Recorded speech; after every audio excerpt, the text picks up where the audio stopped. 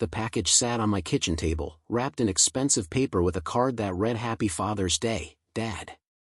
You deserve the world. I should have felt grateful.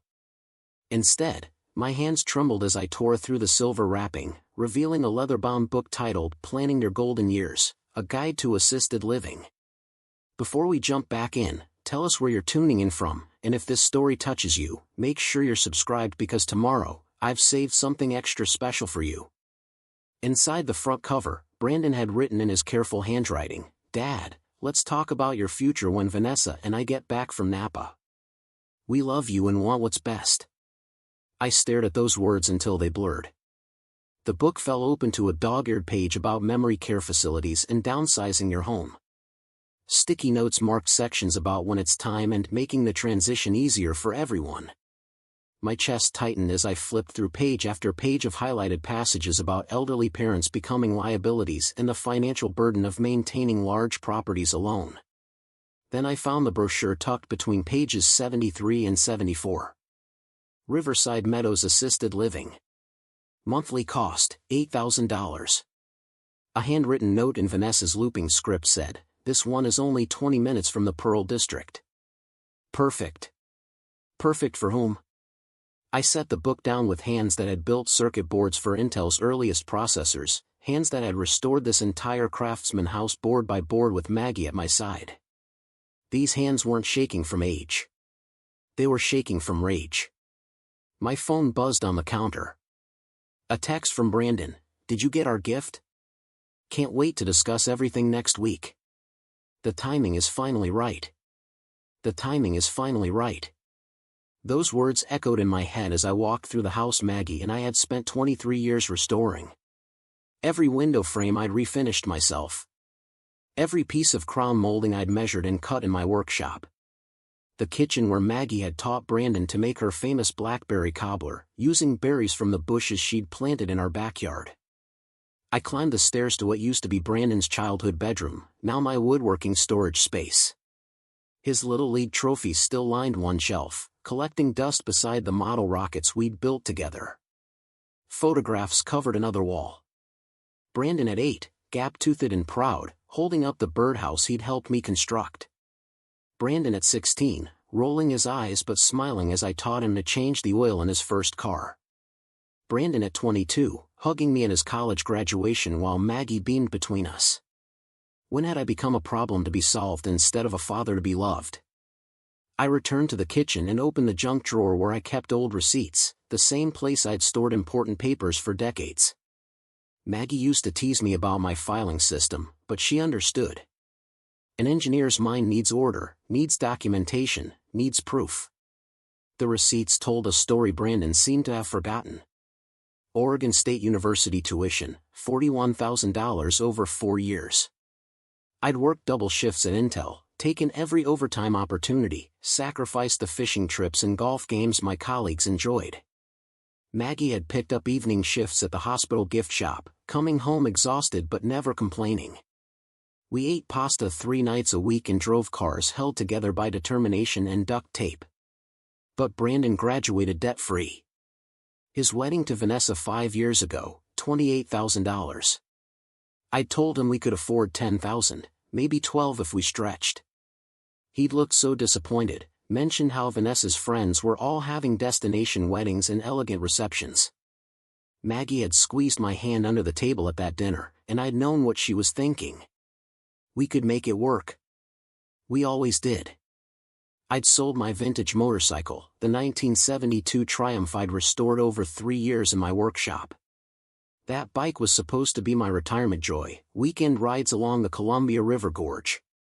Instead, it paid for an open bar and a live band at the Sentinel Hotel. The down payment on their first condo, $35,000. Brandon had come to me nervous, explaining how Portland's real estate market was insane and they'd never get in without help. Vanessa had smiled her real estate agent smile and showed me projections about property values and investment opportunities. I'd liquidated part of my retirement fund, paid the early withdrawal penalty, and handed them a check. They'd promised to pay me back once Brandon's commissions picked up. That was 4 years ago. Then there was the car loan I'd co-signed when Brandon's credit took a hit after some bad investments. The $10,000 I'd given them last year when Brandon claimed his startup was about to fold and he needed bridge money.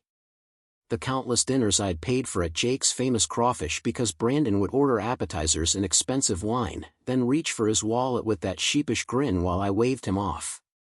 I'd been waving him off for 36 years.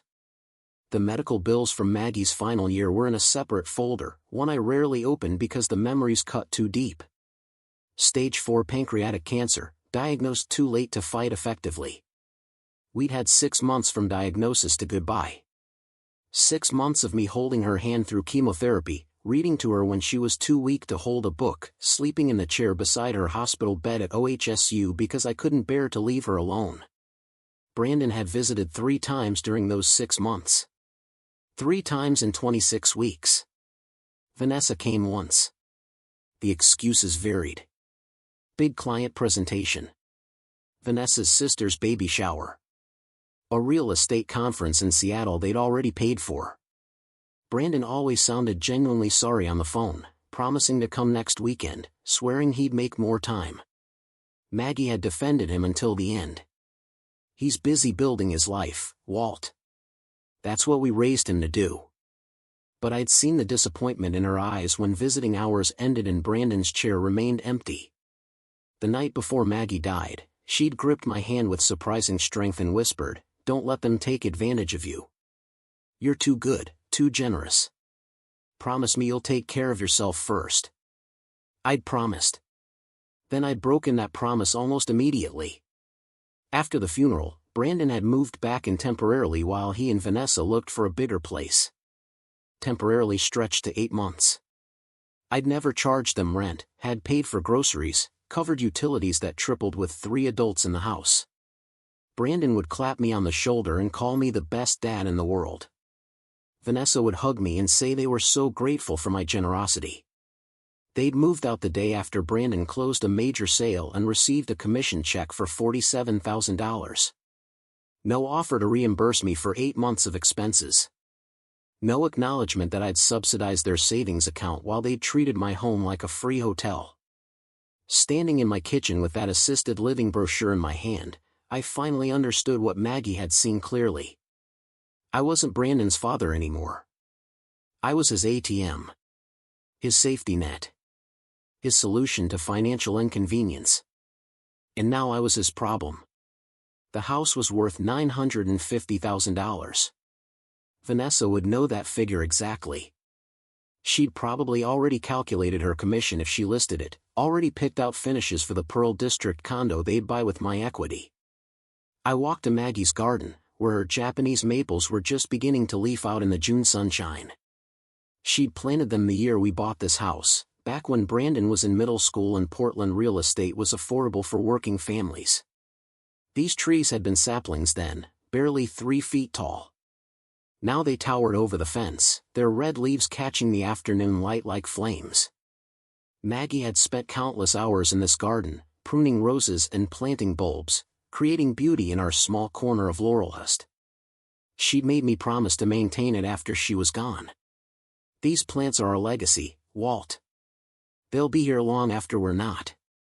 I'd kept that promise faithfully for 3 years, watering and weeding and talking to Maggie as I worked. But standing there with Brandon's Father's Day gift burning a hole in my conscience, I realized something.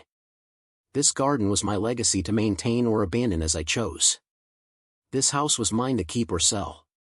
My life was mine to live on my terms, not my son's timeline. The package was still on my kitchen table when I came back inside, that expensive wrapping paper mocking me with its cheerful silver pattern. I picked up the assisted living guide and flipped to the back cover where Brandon had attached another note with tape. "Dad, I know this seems sudden, but Vanessa and I have been worried about you for months. The house is too much for one person. You forgot to lock the back door last week, and Mrs. Kowalski said she had to remind you about trash day. It's time to think about next steps. We love you too much to watch you struggle. Mrs. Kowalski." My neighbor of 15 years, Helen Kowalski, who brought me soup when I had the flu and whose porch railing I'd repaired last month. Preparing and narrating this story took us a lot of time, so if you are enjoying it, subscribe to our channel, it means a lot to us.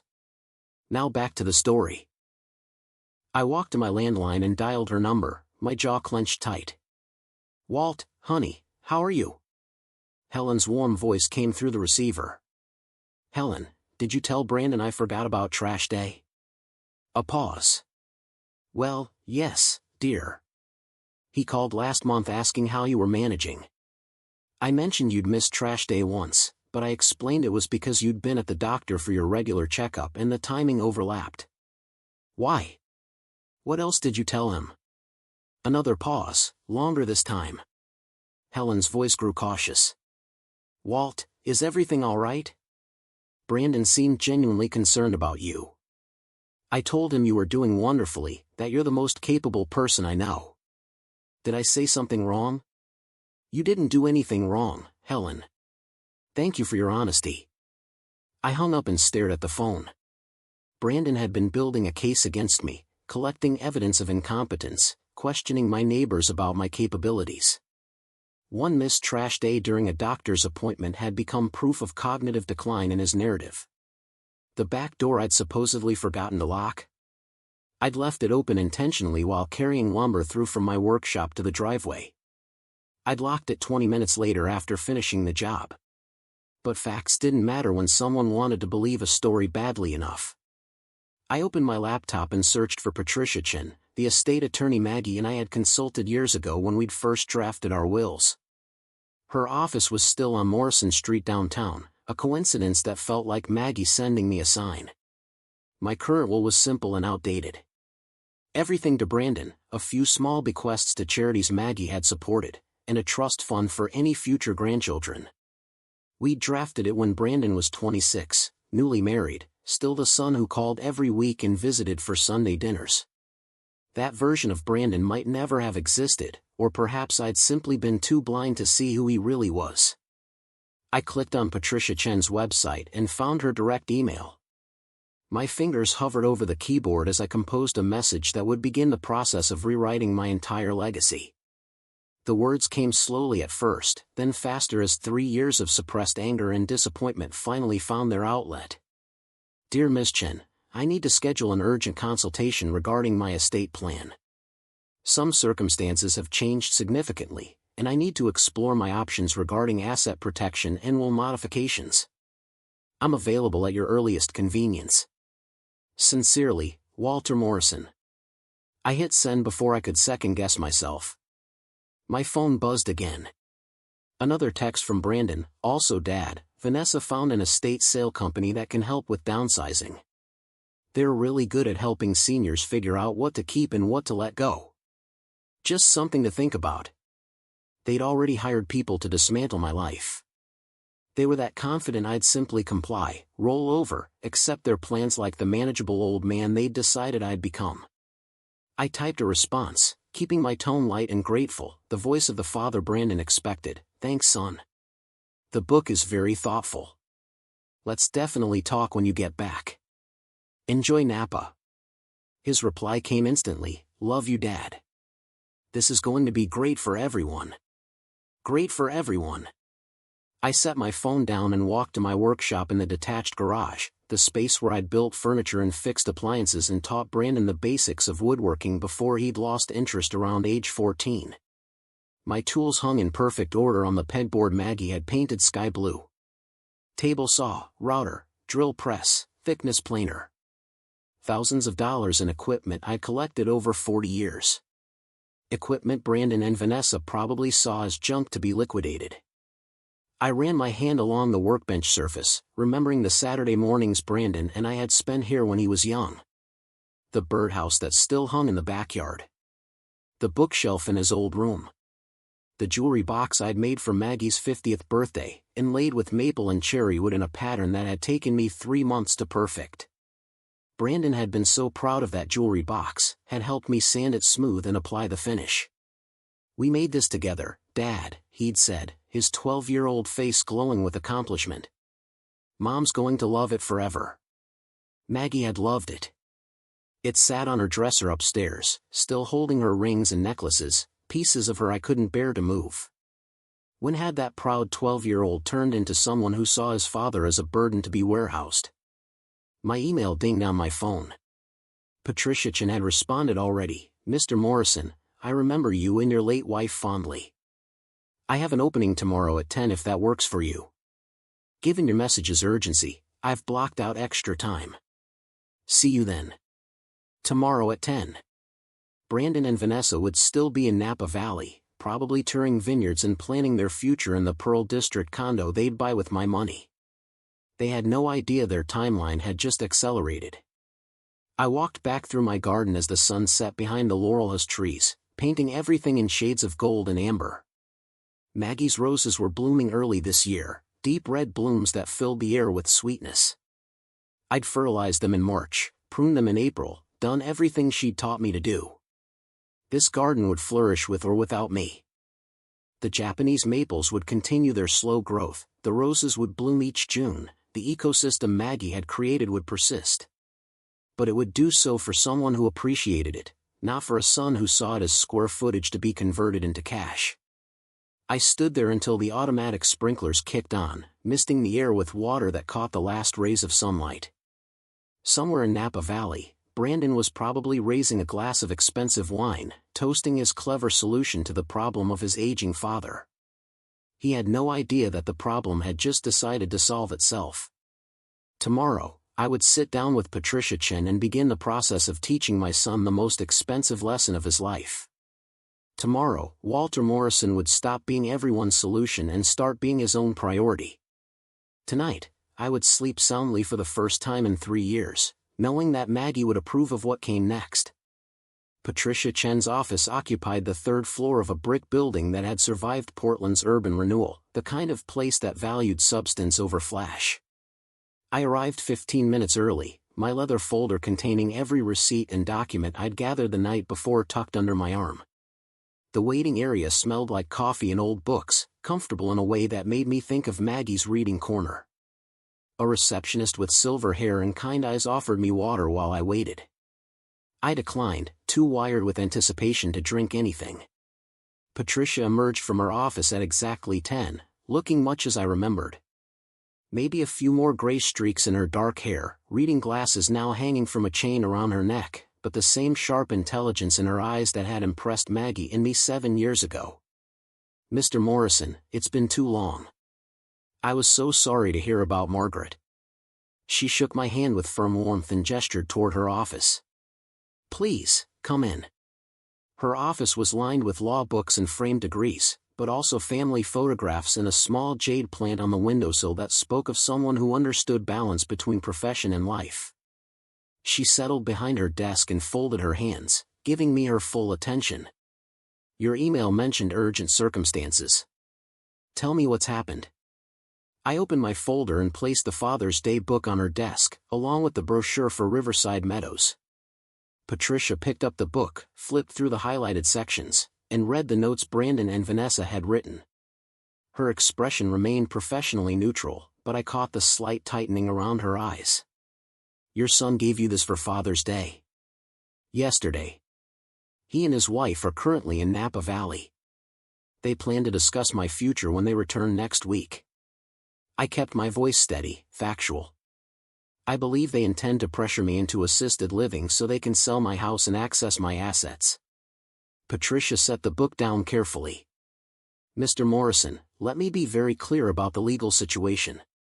You are 68 years old, cognitively sharp, and from what I can see, perfectly capable of making your own decisions. No one can force you into assisted living without a court order declaring you incompetent, which would require substantial medical evidence. I understand that. But I also understand my son. He'll start slowly. Expressing concern. Involving doctors. Questioning my judgment. Building a narrative that I'm declining. I pulled out the folder of receipts. He's already been interviewing my neighbors about my competence. Patricia's eyebrows rose slightly. I explained about Helen Kowalski, about the twisted interpretations of normal events. She listened without interrupting, taking occasional notes on a legal pad. What I need to know is this, I continued. What are my options for protecting my assets and ensuring my son cannot manipulate his way into controlling my estate? Patricia leaned back in her chair, considering. Several options exist, depending on how far you want to go. First, let's discuss your current estate plan. Everything goes to Brandon. Some charitable bequests, but the house, my retirement accounts, everything significant passes to him. And you want to change that? I thought about the receipts spread across my kitchen table. The decades of sacrifice. Maggie's disappointed face during those empty hospital visits. The casual way Brandon had accepted my generosity while planning my exile. I want to remove him entirely. The words hung in the air between us. Patricia didn't flinch, didn't try to talk me out of it. She simply nodded and picked up her pen. That's absolutely within your rights. We can draft a new will immediately. However, I'd also recommend considering additional protective measures. She began listing options on her pad. A revocable living trust to avoid probate. Durable power of attorney assigned to someone other than your son. An advance healthcare directive specifying your wishes. Financial safeguards to prevent unauthorized access to your accounts. I want all of it. The certainty in my voice surprised even me. Whatever it takes to ensure Brandon cannot override my decisions or contest my wishes. Patricia studied me for a long moment. Mr. Morrison, I have to ask. Is there any possibility of reconciliation? Family estrangement is serious, and these decisions have permanent consequences. I pulled out the receipt for Brandon's college tuition. Then the wedding expenses. The down payment. The co-signed loans. One by one, I laid them on her desk, a paper trail of unconditional love repaid with calculated betrayal. My wife died 3 years ago after a 6-month battle with cancer. My son visited her 3 times during those 26 weeks. He moved into my house for 8 months after her funeral and never paid $1 in rent. I've given him over $200,000 across his lifetime, and he's never repaid a cent. I met Patricia's eyes. Last night, he texted me about hiring an estate sale company to liquidate my possessions. He's that confident I'll comply with his plans. Patricia gathered the receipts and examined them carefully. When she looked up, her professional neutrality had shifted to something closer to anger on my behalf. Let's get started. We spent the next 2 hours dismantling the estate plan I'd created when Brandon was still someone I recognized. Patricia asked detailed questions about my assets, my wishes, my values. She took notes in careful legal shorthand, occasionally pausing to explain options or implications. The house would not go to Brandon. Instead, it would be placed in a charitable trust benefiting Maggie's favorite causes, the Oregon Food Bank and the Rose Garden Maintenance Fund. The buyers would be carefully selected based on their commitment to preserving historic homes. My retirement accounts would fund scholarships at Oregon State University for first-generation college students, kids whose parents sacrificed everything to give them opportunities. Kids who might actually appreciate what they were given. My workshop equipment would go to a local high school's vocational program, where students could learn the value of craftsmanship and building things with their own hands. The jewelry Maggie had treasured would go to Helen Kowalski's granddaughter, a young woman who'd visited Maggie in hospice and held her hand during one of Brandon's many absences. Brandon would receive exactly $1 and a letter explaining precisely why. I need to warn you, Patricia said as we finalized the details. Oregon law makes it difficult to completely disinherit a child. He could contest the will, claim undue influence or lack of capacity. Which is why we're documenting everything today while I'm clearly competent. I tapped the assisted living book still sitting on her desk. I also want to write a detailed letter explaining my reasoning. Dated, witnessed, attached to the will as evidence of my state of mind. Patricia smiled, the first genuine smile of our meeting. You thought this through. I'm an engineer. I believe in documentation and evidence. Then let's make this ironclad. We drafted the letter together, Patricia helping me shape my rage and disappointment into clear, legally defensible language. I detailed every instance of Brandon's manipulation, every broken promise, every casual cruelty. The letter wasn't emotional or rambling. It was a precise engineer's assessment of a failed relationship, complete with supporting documentation. By the time we finished, it was nearly 2 in the afternoon. Patricia called in her receptionist and another attorney from the office to witness my signature on the new will, the trust documents, the power of attorney assignments, and the healthcare directives. Each document was notarized, copied, and filed. I'm assigning durable power of attorney to my financial advisor, Robert Goldstein, I explained as I signed the final form. He's managed my accounts for 15 years. I trust him completely. Patricia made a note. I'll need his contact information. We should brief him on these changes immediately. I'll call him this afternoon. As the witnesses left and Patricia organized the documents into a leather binder, I felt something shift inside my chest. The weight I'd been carrying since opening Brandon's gift had lightened. For the first time since Maggie's death, I felt like I was making decisions based on my own needs rather than someone else's expectations. Mr. Morrison, I need to ask one more question. Patricia closed the binder and met my eyes. Are you prepared for your son's reaction when he discovers what you've done? I thought about Brandon's texts, his casual confidence that I'd simply accept whatever future he'd planned. I thought about Vanessa calculating property values while I grieved my wife. I thought about Maggie's whispered plea to take care of myself first. I'm counting on it. Patricia handed me the leather binder containing my new estate plan. Keep this in a secure location. I have copies in my office safe. If your son tries to challenge your capacity or claim undue influence, we have today's extensive documentation proving your clear state of mind. What about the house? If I want to sell it myself? Patricia pulled out a business card from her desk drawer.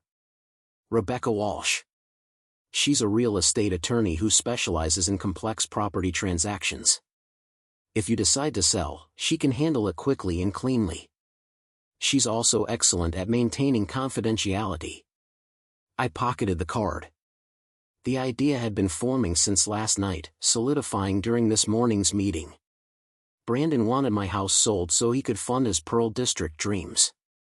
What if the house was sold, but the money went somewhere he couldn't touch? One more thing, I said. If I sell the house, can the proceeds be added to the charitable trust immediately? Patricia's smile widened. Absolutely. In fact, I'd recommend it. Once assets are in an irrevocable trust, they're protected from future claims or contests. Your son couldn't touch them even if he wanted to. Then that's what I want to do. I left Patricia's office with my leather binder and a sense of purpose I hadn't felt in years. The June sunshine on Morrison Street felt warmer somehow, the city sounds more vibrant. I was no longer waiting for life to happen to me. I was taking control. My phone rang as I reached my truck. Brandon's name on the screen. I let it ring 3 times before answering, schooling my voice into the gentle, slightly confused tone he expected. Hey, son. How's Napa? Beautiful, Dad.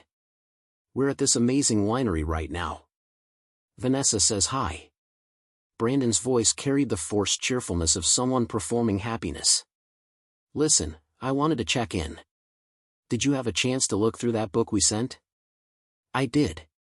Very informative. I unlocked my truck and climbed in, watching business people hurry past on their lunch breaks. Lots to think about. That's great, Dad. Really great. Relief flooded his voice. Vanessa and I have been talking, and we think the timing is perfect to make some changes. The housing market is incredible right now, and Riverside Meadows has an opening next month. We could have everything arranged before summer ends. Everything arranged. My life packaged and disposed of before the leaves even turned.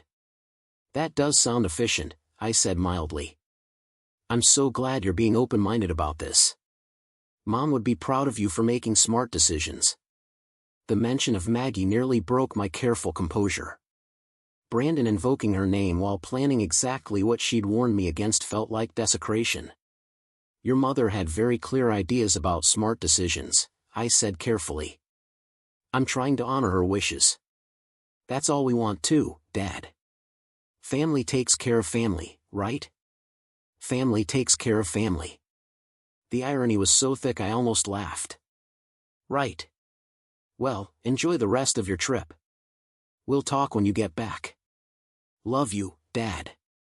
Take care, Brandon. I ended the call and sat in my truck, watching Portland move around me.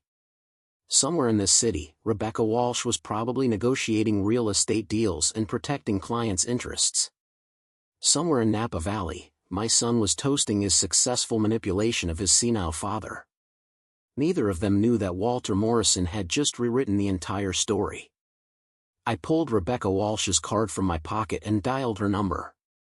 The receptionist answered on the second ring. Walsh & Associates, how may I direct your call? I need to speak with Rebecca Walsh about selling a property. Patricia Chin referred me. One moment, please. Classical music filled the line while I waited. Through my windshield, I watched a young father help his daughter onto the MAX train, holding her hand carefully as they navigated the gap. The girl looked back at her dad with complete trust, knowing he'd keep her safe. I used to be that father. Brandon used to be that child. Mr. Morrison? A woman's voice, efficient but warm. This is Rebecca Walsh. Patricia mentioned you might be calling. How can I help you? I need to sell my house quickly and quietly. Can we meet today? There was a brief pause, the sound of pages turning.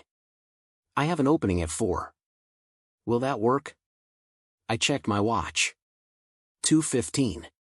Plenty of time to grab lunch and prepare for the next phase. 4 o'clock is perfect. I'll see you then. As I drove toward Grounds and Pages, my favorite coffee shop near Laurelhurst Park, I realized I was smiling. Not the polite smile I gave Brandon during his performative phone calls, but a real smile that felt like sunlight breaking through clouds.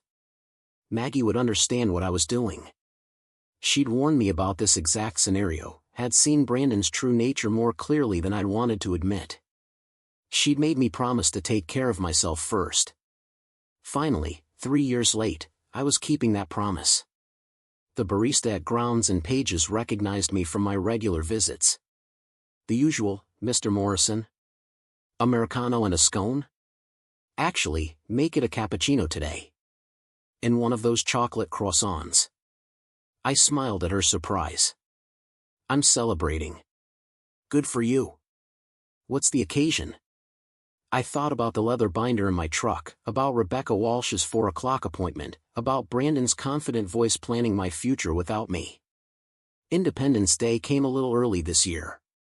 Rebecca Walsh's office overlooked the Willamette River from a modern building in the Pearl District, the same neighborhood Brandon and Vanessa coveted. The irony wasn't lost on me as I rode the elevator to the 12th floor, watching the city spread out below through floor-to-ceiling windows. Her reception area was minimalist and professional, all clean lines and neutral tones. A young man at the desk looked up from his computer and smiled. Mr. Morrison? Rebecca is expecting you. Go right in. Rebecca Walsh stood as I entered, extending her hand across a glass desk that probably cost more than my first car. She was younger than I'd expected, maybe 45, with sharp eyes and an air of competence that reminded me of the project managers I'd worked with at Intel. Mr. Morrison, thank you for coming in on such short notice. Patricia speaks very highly of you. She gestured to a leather chair facing her desk. She mentioned you're interested in a quick sale?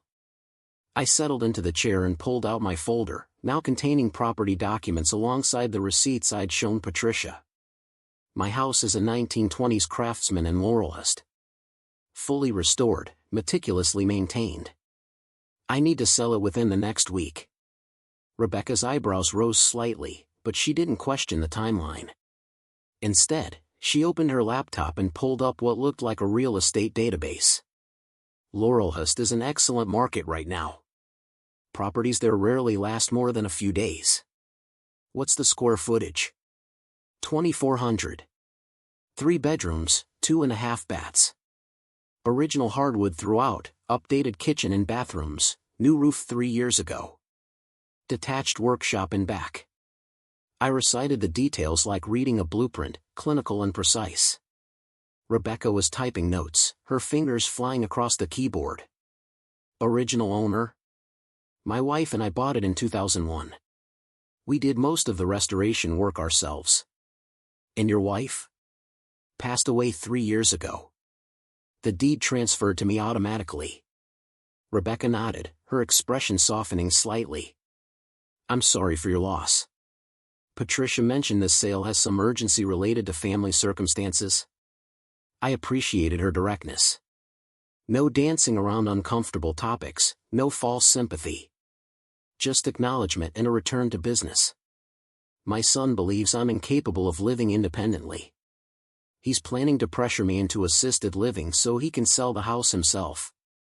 I met her eyes. I'd prefer to handle the sale on my terms, with the proceeds going exactly where I want them. Rebecca leaned back in her chair, studying me with the same careful assessment I'd seen in Patricia's office. You seem extremely capable to me, Mr. Morrison. But I have to ask, are you under any duress right now? Is someone pressuring you to sell? The only pressure is my own desire to control my assets before my son attempts to control them for me. I pulled out my phone and showed her Brandon's text about the estate sale company. He's currently in Napa Valley, celebrating what he thinks is his upcoming windfall. He returns next Tuesday. Rebecca read the text, her jaw tightening. And you want the sale completed before he returns? Ideally, yes. Patricia mentioned you specialize in expedited transactions. I do. Rebecca closed her laptop and gave me her full attention. Here's what I can do. I have 3 investor clients actively looking for historic properties in established neighborhoods. They pay cash, close quickly, and don't require extensive inspections beyond the basics. If your house is in the condition you describe, I could have offers by tomorrow morning. My heart rate accelerated. Tomorrow morning. Less than 24 hours. What kind of timeline are we looking at from offer to closing? With cash buyers and a motivated seller? 7 to 10 business days. Could be faster if everyone cooperates. She pulled out a contract from her desk drawer. I'll need to do a property assessment this evening if possible. Take photos, verify condition, compile the listing details. My investors don't need public listings. I send them properties directly. This evening works. I checked my watch. 4:30. How soon can you come by? Give me 2 hours to wrap up here. Say 6:30? She was already typing the address I'd provided into her phone. In the meantime, I need you to sign a seller's agreement. My commission is 3%, which is lower than traditional listings because we're bypassing the public market. 3% of $950,000 was $28,500. A month ago, that amount would have seemed astronomical.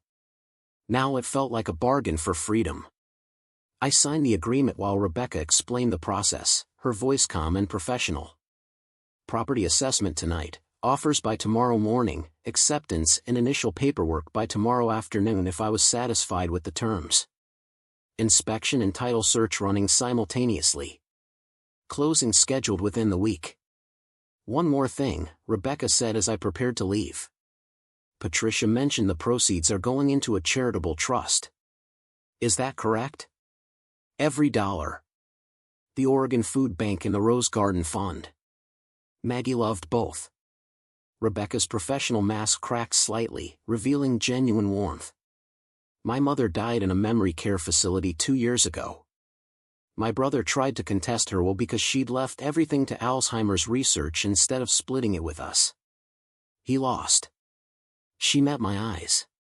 What you're doing takes courage, Mr. Morrison. Not many people stand up to family pressure. My wife asked me to take care of myself first. I'm finally listening. I left Rebecca's office with a seller's agreement in my folder and a property assessment scheduled for 6:30. 2 hours to prepare the house for photography, to walk through rooms that would soon belong to someone else, to say goodbye to 23 years of memories. The drive home through rush hour traffic gave me time to think. Brandon would return on Tuesday, expecting to find his compliant father ready to discuss Riverside Meadows and downsizing. Instead, he'd find locks changed and a for sale sign being removed from a lawn that was no longer mine to maintain. I pulled into my driveway at 5:15, the June evening still bright and warm. Mrs. Kowalski was watering her roses next door, and she waved when she saw me. I waved back, wondering if I should tell her what was happening. She'd been a good neighbor, a good friend to Maggie. She deserved to know. "Helen, do you have a minute?" She set down her hose and walked to the fence separating our properties, concern already creasing her face. "Of course, Walt.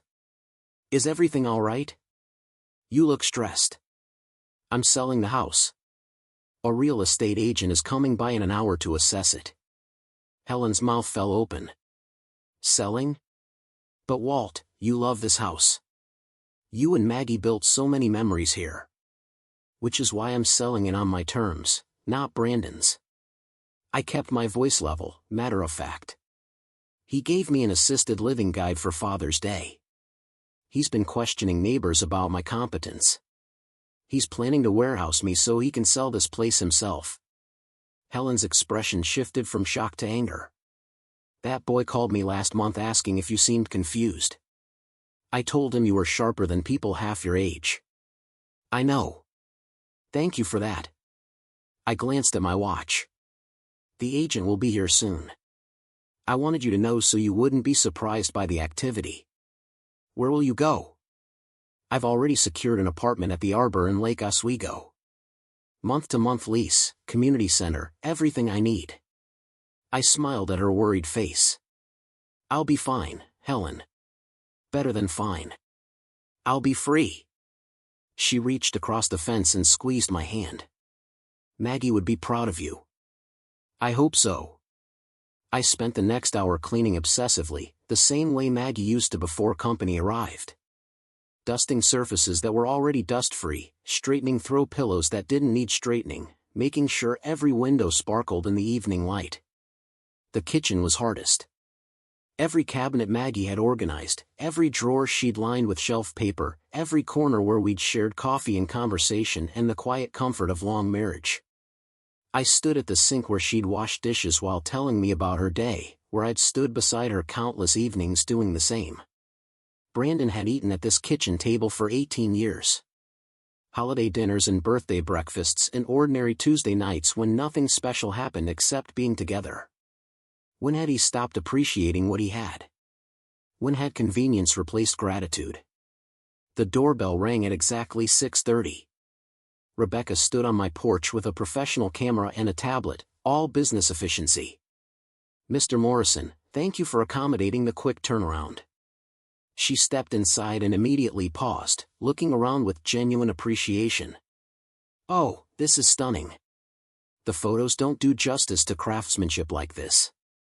I watched her examine the crown molding I'd installed, the built-in bookcases flanking the fireplace, the way the original fir floors flowed seamlessly into the modern kitchen. She took dozens of photos, asking questions about updates in systems and maintenance history. "You've maintained this beautifully." Rebecca crouched to photograph the baseboards, running her hand along what I'd sanded smooth 20 years ago. Most people don't understand the value of proper maintenance. This house will sell itself. We moved through each room, Rebecca documenting everything with professional thoroughness. She measured windows and photographed architectural details. In my workshop, she spent extra time examining my tool collection and the custom built-ins I'd created. The workshop adds significant value. Buyers looking for historic properties often want workshop space. She photographed the pegboard where my tools hung in perfect order. Would the tools convey with the property? No. Those are being donated to Jefferson High School's vocational program. Rebecca looked up from her camera. That's generous. Maggie believed in giving back to the community. The tools will do more good training kids than collecting dust in storage. We finished the assessment in the garden as the sun began setting behind the Japanese maples. Rebecca took photos of Maggie's roses, the stone pathways I'd laid, the small fountain we'd installed for our 20th anniversary. The garden glowed in the golden hour light, more beautiful than I'd ever seen it. "This garden is remarkable.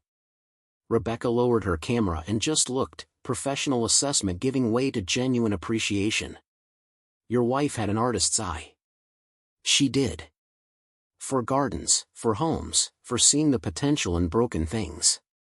I touched one of the rose blooms, soft as silk against my calloused fingers. She saw potential in me when we met.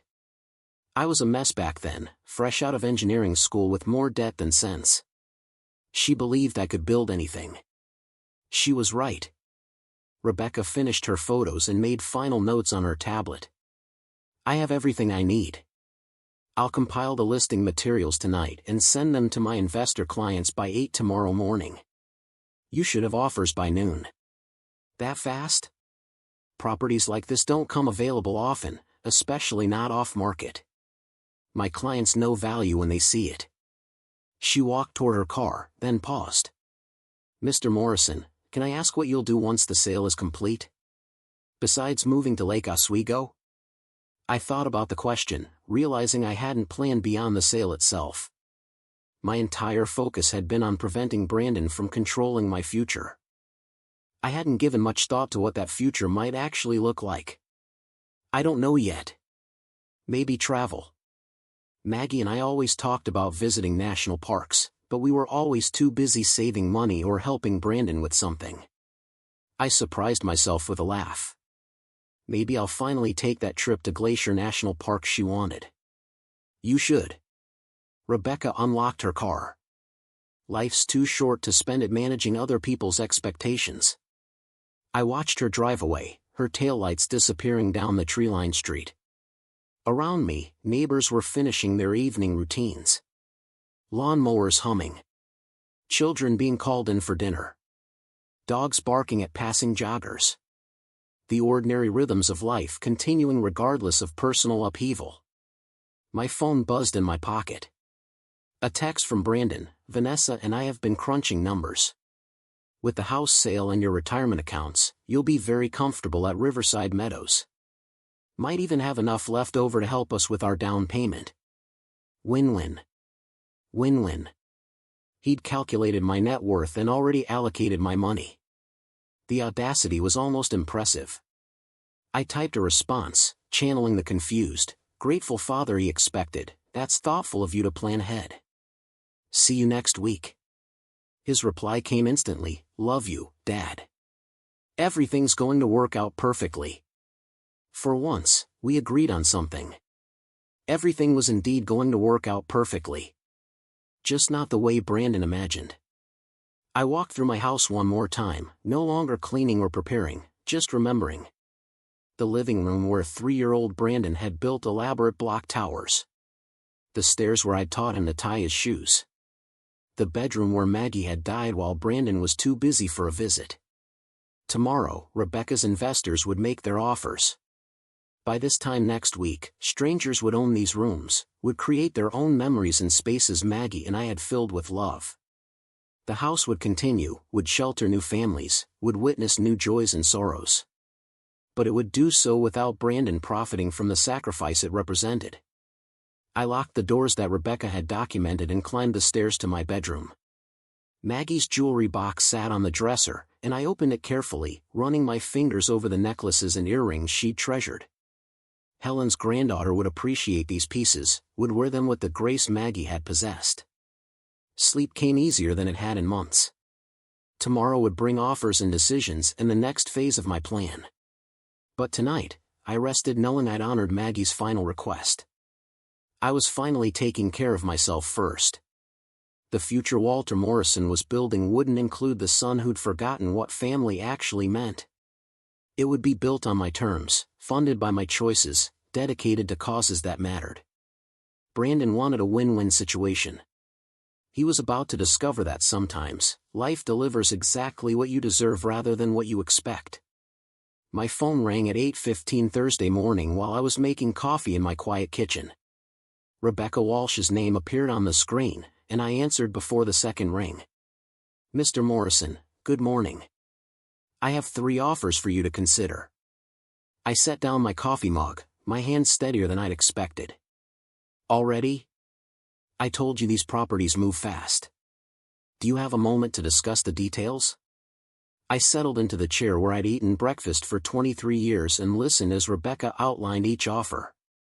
The first investor group offered $920,000, all cash, 15-day closing. The second offered $900,000 with a 10-day closing and minimal inspection requirements.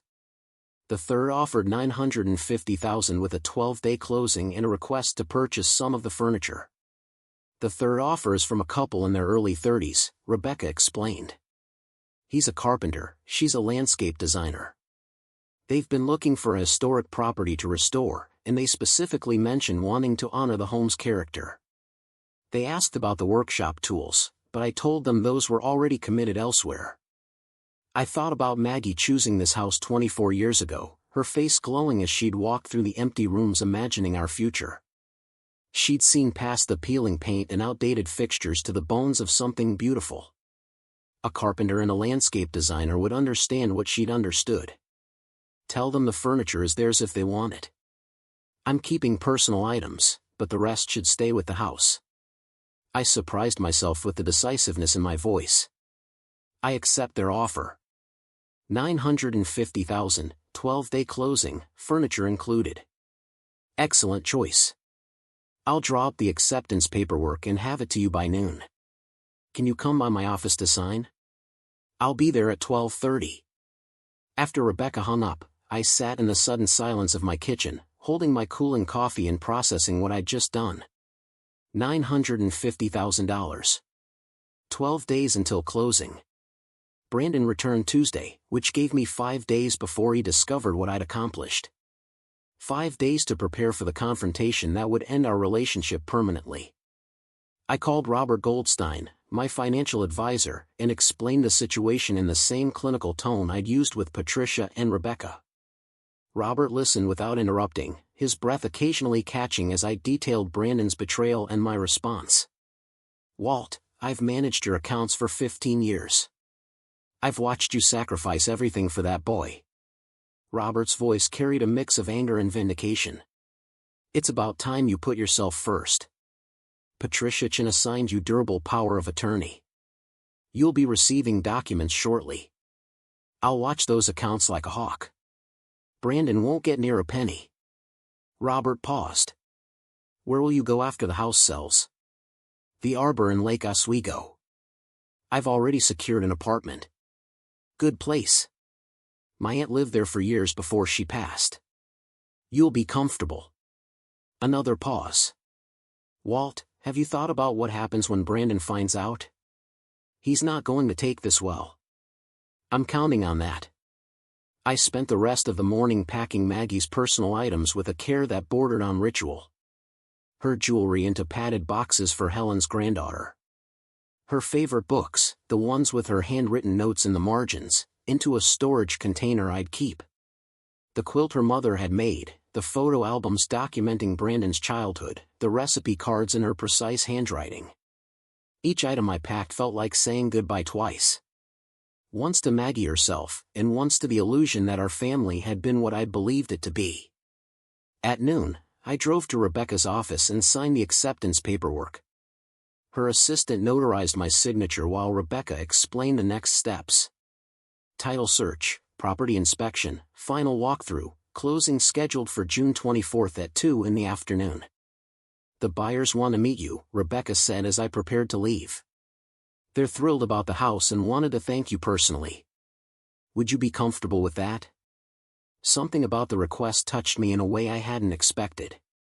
Brandon had never thanked me for anything.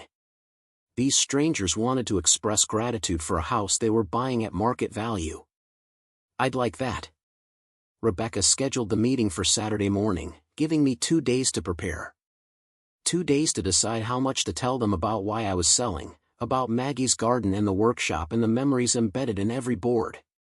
Friday passed in a blur of logistics. I hired Rose City Moving and Storage to pack Brandon's belongings from the guest room he still treated as his personal storage unit.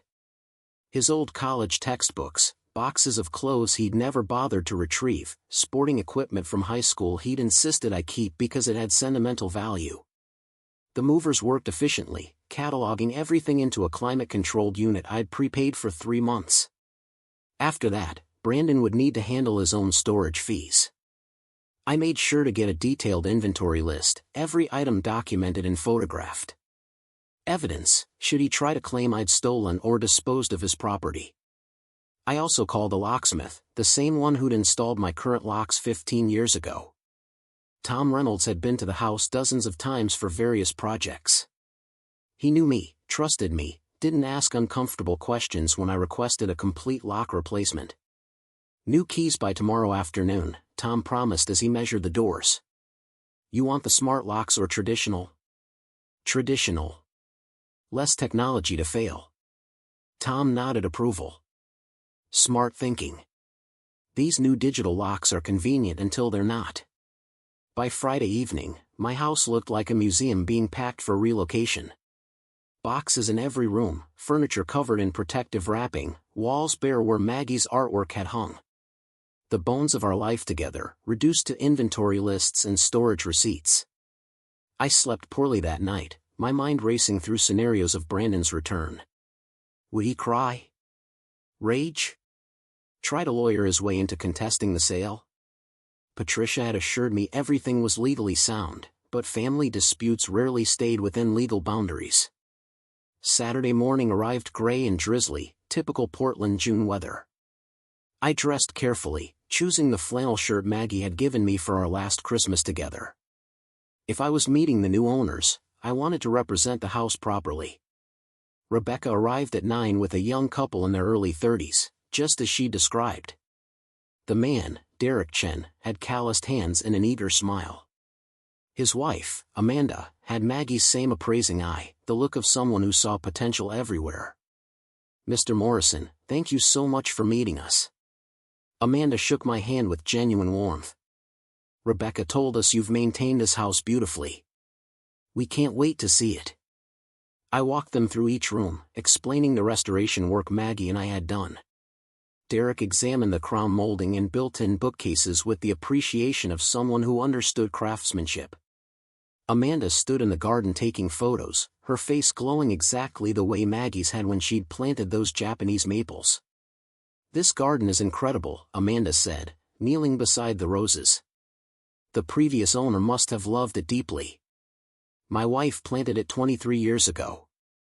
She spent every weekend out here, said gardening was her meditation. I touched one of the rose blooms. She died 3 years ago, but I've kept it exactly as she designed it. Amanda looked up, her eyes shining with unshed tears. We'll take care of it. I promise. Every plant, every stone, every detail. Something in my chest that had been clenched tight for days finally loosened. These weren't investors looking to flip the property. These were people who would honor what Maggie and I had built. There's one thing I need to tell you, I said, surprising myself.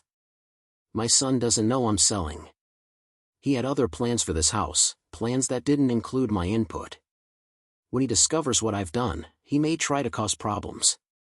Derek and Amanda exchanged glances. Derek spoke first. Our lawyer is excellent. If there are any challenges to the sale, we're prepared to handle them. It's just, I want you to understand this isn't a simple transaction.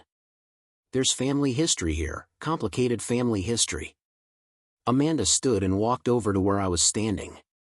Mr. Morrison, my parents sold their farm last year against my brother's wishes. He'd assumed he'd inherit it, had made plans around it. They sold it to a conservation trust instead. She smiled gently. Sometimes the right choice isn't the easy choice. We understand that. We finished the walkthrough in the workshop, where Derek spent 20 minutes examining my tool organization system and asking questions about the furniture I'd built. I showed him photos of the jewelry box I'd made for Maggie, the bookshelves in Brandon's old room, the dining table where we'd shared thousands of meals. You're an artist, Derek said with obvious respect. These pieces are museum quality. Maggie always said I had good hands. I just followed her vision. As Rebecca prepared to drive them back to her office for additional paperwork, Amanda hugged me unexpectedly. Thank you for trusting us with your home. We'll honor everything you and your wife created here. I watched them drive away, Rebecca's car disappearing around the corner. The rain had stopped, and weak sunshine was breaking through the clouds. In Maggie's garden, the roses glistened with water droplets, each bloom perfect and temporary. My phone buzzed. A text from Brandon: "Hey Dad, we're heading home tomorrow instead of Tuesday. Wrap things up early. Can't wait to see you and start planning your next chapter." My next chapter. The presumption in those words would have crushed me a week ago. Now they just strengthened my resolve. I texted back, "See you tomorrow. I have some surprises to share." His response came quickly: "Surprises? You're full of them lately. Love you, Dad. Love you." 3 years ago, those words from Brandon would have filled me with warmth. Now they felt like currency, something he spent to maintain access to my bank account. I spent the rest of Saturday finalizing preparations. Tom Reynolds came by to install the new locks, handing me a ring of fresh keys that felt foreign in my palm. I packed my essential belongings into my truck, ready to drive to the arbor the moment things turned ugly. Most importantly, I prepared the letter I'd leave for Brandon. Not the legal document Patricia had helped me write, but something more personal. An explanation from father to son about betrayal and consequences in the moment when unconditional love runs up against self-preservation. I wrote 3 drafts before finding the right words. Not angry, despite my rage. Not pleading, despite the grief. Just honest. A final accounting of our relationship from the man who'd given everything and received calculation in return. Sunday morning, I woke early and drove to the arbor with my essential belongings. The apartment manager, a kind woman named Susan Park, helped me get settled into my furnished one-bedroom. Simple but comfortable, with a view of the community garden and walking trails. "You'll like it here, Mr. Morrison," Susan said as she handed me my keys. "We have coffee every morning in the community center, game nights on Thursdays, and a book club on Mondays. Very active community." Sounds perfect. I spent 2 hours arranging my minimal belongings, hanging Maggie's photo where I'd see it first thing each morning, setting up the coffee maker she'd bought me for my 60th birthday. By noon, I had a functioning home base, a safe place to retreat when Brandon's world collapsed. I drove back to Laurelhurst one final time, parked in the driveway of the house I'd lived in for 24 years, and walked through the silent rooms. The movers had finished yesterday, leaving the furniture but removing all personal items. The house felt hollow, already belonging to the past. In the kitchen, I left the letter for Brandon on the table, weighted down with his house key. The key wouldn't work anymore, but the symbolism felt important.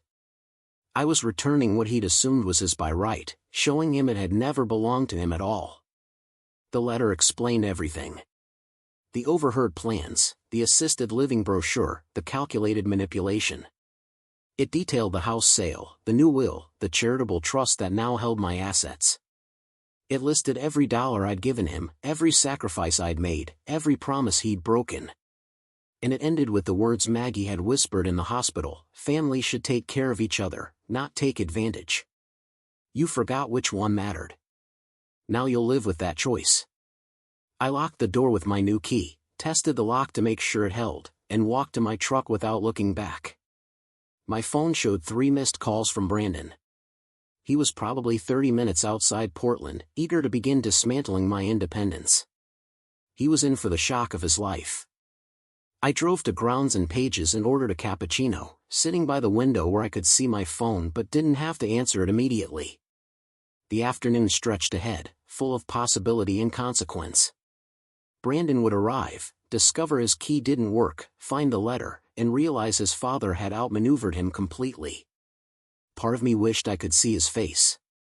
Part of me was grateful I wouldn't have to. My phone rang again. Brandon's name on the screen. I let it go to voicemail, sipping my cappuccino and watching Portland move past the window. Somewhere in this city, Derek and Amanda Chen were planning their future in the house Maggie and I had built.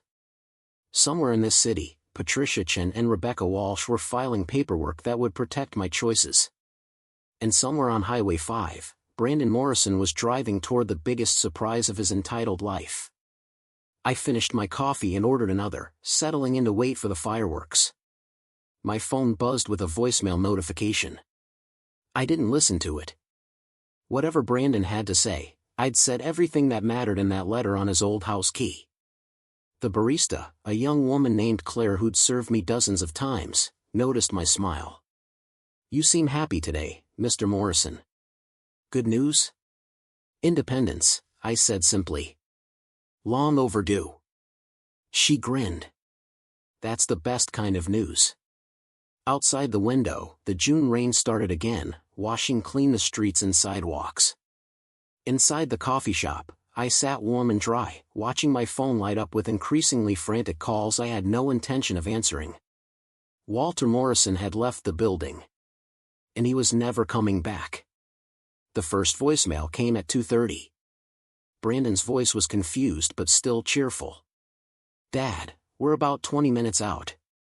Your phone keeps going to voicemail. Everything okay? Call me back." The second voicemail at 3:15 carried an edge of worry. "Dad, we're at the house and your key isn't working. Did you change the locks? Are you inside? We're getting concerned." The third voicemail at 3:45 was pure panic. "Dad, where are you? We found your letter. This can't be real. You can't just sell the house without telling us. Call me back right now. We need to talk about this." I listened to each message once, then deleted them. My cappuccino had gone cold, but I ordered a third anyway, settling deeper into my window seat at Grounds and Pages. The rain had intensified, sheets of water obscuring the street outside. My phone rang again. I silenced it. A text from Vanessa appeared. "Walt, please call us. Brandon is devastated. We can work this out. We only wanted what was best for you." I typed a single response: "What was best for me, or what was most profitable for you? The house is sold. The money is in trust. There's nothing to work out." Her reply came in seconds: "You're making a huge mistake. We're your family. Family doesn't treat each other like investment opportunities." I blocked both their numbers after that. Patricia Chen had warned me they'd try guilt, manipulation, and finally threats. Best to cut off communication entirely. At 4:30, my phone rang from an unknown number. I answered, curious despite myself. "Mr. Morrison?" A man's voice, professional but uncertain. "This is Keith Morrison, Brandon's uncle. We met at your wife's funeral. Maggie's brother." I'd forgotten Brandon might recruit extended family to his cause. "Hello, Keith. Brandon called me pretty upset. He says you sold your house without telling him and changed your will." Keith's tone was careful, testing the waters. "That seems unlike you, Walt. Is everything all right?" "Everything is fine. Brandon received an assisted living guide for Father's Day and had already hired estate sale companies to liquidate my possessions. I simply handled my own affairs before he could handle them for me." Silence on the other end. "Then, he gave you what?" "An assisted living guide. With sections highlighted about when elderly parents become burdens." I kept my voice neutral, factual. "He and Vanessa have been planning to sell my house and use the proceeds for their own purposes. I decided to sell it myself." Keith exhaled slowly. "Jesus, Walt. I had no idea. Brandon told me you were confused and making irrational decisions. Do I sound confused to you? You sound like the sharpest 70-year-old I know." Another pause. Maggie always said Brandon had an entitled streak. I guess she was right. She usually was. For what it's worth, you did the right thing. I won't be calling on Brandon's behalf again." We hung up, and I felt a small measure of vindication. At least one family member saw through Brandon's narrative. The rain finally stopped around 6. I drove back to the arbor as sunset painted the clouds orange and gold. My apartment felt welcoming in a way the empty house never had these past 3 years. This was a space with no memories of disappointment, no echoes of Brandon's broken promises. I made dinner in my small kitchen, simple pasta that Maggie had taught me to cook. While I ate, I thought about Derek and Amanda Chen moving into the house in 12 days, thought about them discovering all the small details Maggie and I had embedded in every room. They'd appreciate it. They'd honor it. My new phone, purchased yesterday with a number Brandon didn't have, rang once. Rebecca Walsh. Mr. Morrison, I wanted to update you. Brandon showed up at my office an hour ago demanding to know the buyer's information. I declined, cited client confidentiality, and had security escort him out when he became aggressive. I'm sorry you had to deal with that. Don't be. I've handled worse. Rebecca's voice carried satisfaction. He threatened legal action, but his lawyer will explain he has no standing.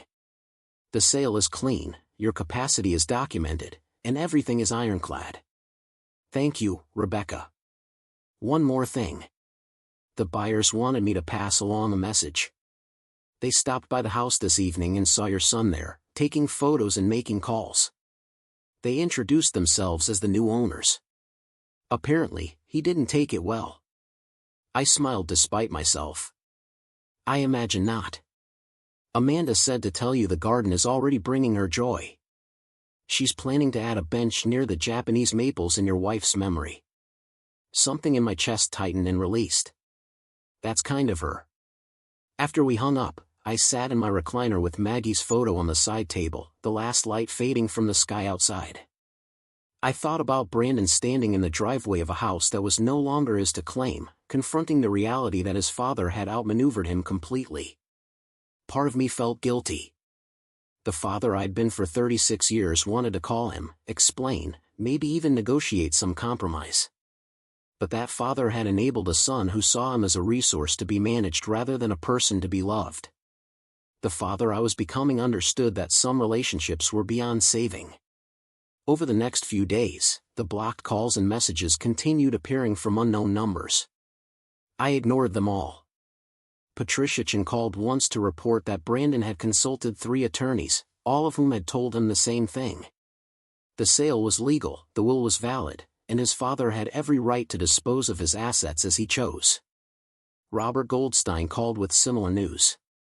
Brandon had tried to access my accounts, claiming he had power of attorney. Robert had shown him the updated documents assigning that authority elsewhere. He cried, Robert said quietly. Actual tears, Walt. Said you were destroying the family. The family was destroyed when he gave me that Father's Day gift. The closing happened on schedule, June 24th at 2 in the afternoon. Derek and Amanda Chen signed their paperwork with obvious excitement while I signed the deed transfer with equal parts relief and melancholy. $950,000 moved from their account to the charitable trust Patricia had established. Every penny beyond the legal reserve I'd kept for living expenses went to causes Maggie had loved. Congratulations, Rebecca said as we shook hands for the final time.